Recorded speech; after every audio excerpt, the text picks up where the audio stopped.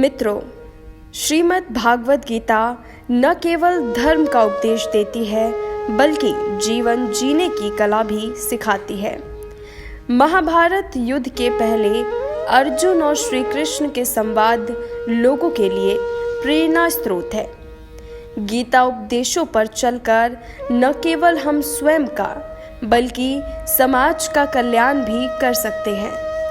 महाभारत के युद्ध में जब पांडवों और कौरवों की सेना आमने सामने होती है तो अर्जुन अपने बंधुओं को देखकर विचलित हो जाते हैं।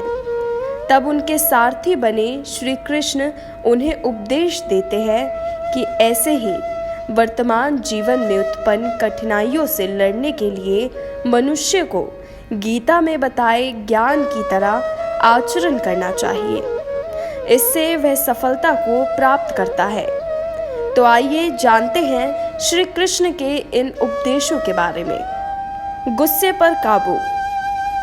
मित्रों, महाभारत कथा के अनुसार जब भरी सभा में शिशुपाल श्री कृष्ण को अपमानित करता है तब उस वक्त श्री कृष्ण ने अपना संयम नहीं खोया, मगर जब उन्हें लगा कि अब पानी सिर से ऊपर जा चुका है तब उन्होंने सही समय की प्रतीक्षा की और उसके बाद उन्होंने शिशुपाल का वध कर दिया।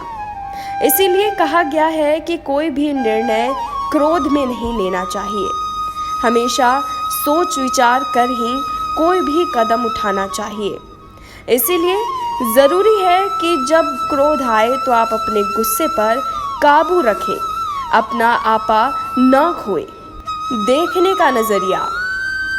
मित्रों, श्री कृष्ण कहते हैं ज्ञान और कर्म दोनों को ही एक समान रूप में देखना चाहिए। गीता के एक प्रसंग में जब अर्जुन ने श्री कृष्ण से कहा कि मुझे समझने में दिक्कत हो रही है कि कर्म श्रेष्ठ है कि ज्ञान, तब श्री कृष्ण ने कहा कि ज्ञान और कर्म का रिश्ता बेजोड़ है। दोनों के बिना कामयाबी नहीं मिलती। अर्थात कर्म के बिना ज्ञान कागज पर उतारा हुआ बेजान शब्द के समान है। इसीलिए ज्ञान और कर्म दोनों को ही सदैव एक समान नज़रिए से देखना चाहिए। कर्म वही करे जिसकी ज्ञान इजाज़त देता है। इस तरह से व्यक्ति सही गलत और पाप पुण्य के बीच का फर्क आसानी से समझ सकता है। मन पर नियंत्रण।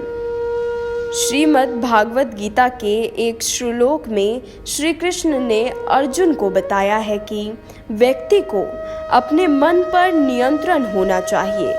वह अर्जुन से कहते हैं कि मन अत्यंत चंचल होता है। इस पर विराम लगाना मनुष्य पर निर्भर होता है, अन्यथा यह तो अपनी ही गति से चलता रहता है। वर्तमान समय में मन पर नियंत्रण रखने से मतलब है कि कई बार हमें पता होता है कि जो कुछ हम कर रहे हैं या फिर करने जा रहे हैं उससे किसी का अहित हो सकता है और भविष्य में खुद के लिए यह नुकसानदायक हो सकता है। लेकिन कुछ पलों की खुशी के लिए वह मन की चंचलता के चलते व्यक्ति जानते समझते हुए भी कई बार गलत कदम उठा लेता है। इसीलिए ऐसे कर्मों से दूर रहना चाहिए, अन्यथा व्यक्ति का मन ही उसका सबसे बड़ा दुश्मन बन जाता है। सच्चे मित्र। गीता में श्री कृष्ण ने सच्चे मित्र के बारे में बताया है कि सच्चा मित्र वही होता है जो आपका बुरे वक्त में साथ दे, यानी कि दुख और परेशानी में हर वक्त आपके साथ खड़े हो। ऐसा ना हो कि वह समस्या आते ही वह आपसे दूर हो जाए। यदि आपका मित्र ऐसा ना करे तो तुरंत ही उसका परित्याग कर देना चाहिए, अन्यथा ऐसे लोग आपके मित्र बनकर आपके लिए नुकसानदायक सिद्ध हो सकते हैं। वक्त जब सही होता है तो तमाम दोस्त मिल जाते हैं मौज मस्ती करने के लिए, लेकिन वही वक्त जब खराब हो तो सभी साथ छोड़ देते हैं। बहुत कम होते हैं जो आपका साथ देते हैं। ऐसे में जो बुरे वक्त में आपका साथ दे वही सच्चा मित्र है। अनुभवों से सीख लें।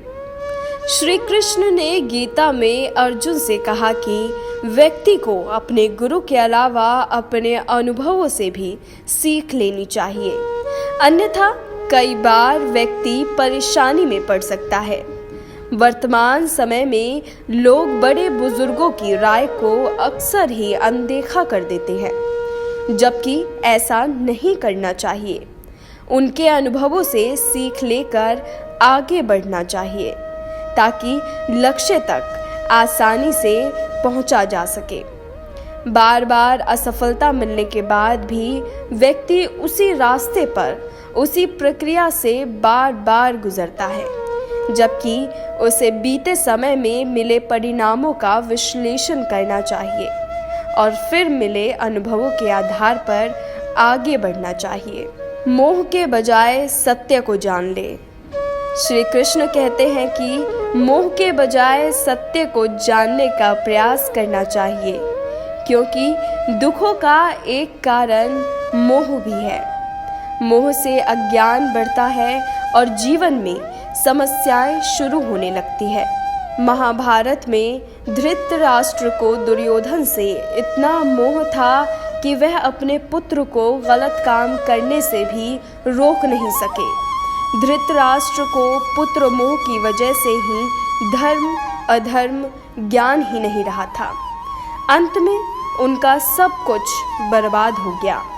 इसीलिए मोह त्याग देना चाहिए और समाज और धर्म की स्थापना के लिए जो भी बेहतर से बेहतर कर सकते हैं उसे करना चाहिए।